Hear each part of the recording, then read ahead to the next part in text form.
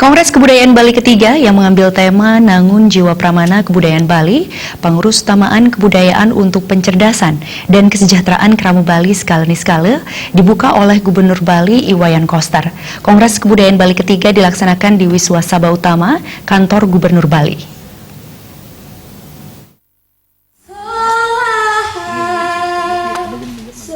Kongres Kebudayaan Bali ketiga merupakan tindak lanjut dari Undang-Undang Nomor 5 Tahun 2017 tentang Pemajuan Kebudayaan. Undang-undang tersebut mengatur penyusunan rencana induk kebudayaan yang dimulai setiap kabupaten kota dengan membuat pokok-pokok pikiran kebudayaan daerah. Nantinya semua pokok pikiran kebudayaan daerah itu dikompilasi menjadi pokok-pokok pikiran provinsi. Gubernur Bali Iwayan Koster saat membuka Kongres Kebudayaan Bali ketiga mengatakan pihak akan menyusun perda yang akan melindungi kebudayaan Bali. Hal ini sesuai visi dan misi pembangunan Bali 2018-2023 yang mengutamakan kebudayaan Bali sebagai hulu yang menjiwai segala aspek pembangunan Bali, termasuk menempatkan kebudayaan Bali sebagai pilar utama pembangunan perekonomian masyarakat Bali. Kita akan mengembangkan perekonomian lokal.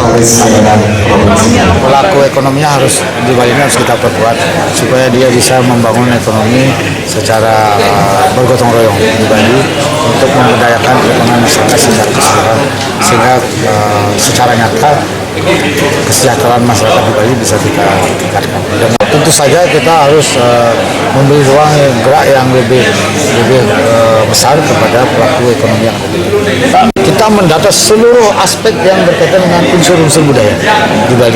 Kan kaya sekali.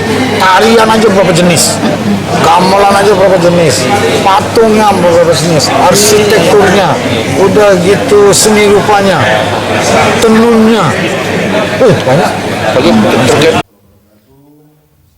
Kongres Kebudayaan Bali ketiga tahun 2018 diisi dengan diskusi yang menghadirkan narasumber yang kompeten di bidangnya, yaitu para akademisi dan Dirjen Kebudayaan Kementerian Kebudayaan RI, Hilmar Farid.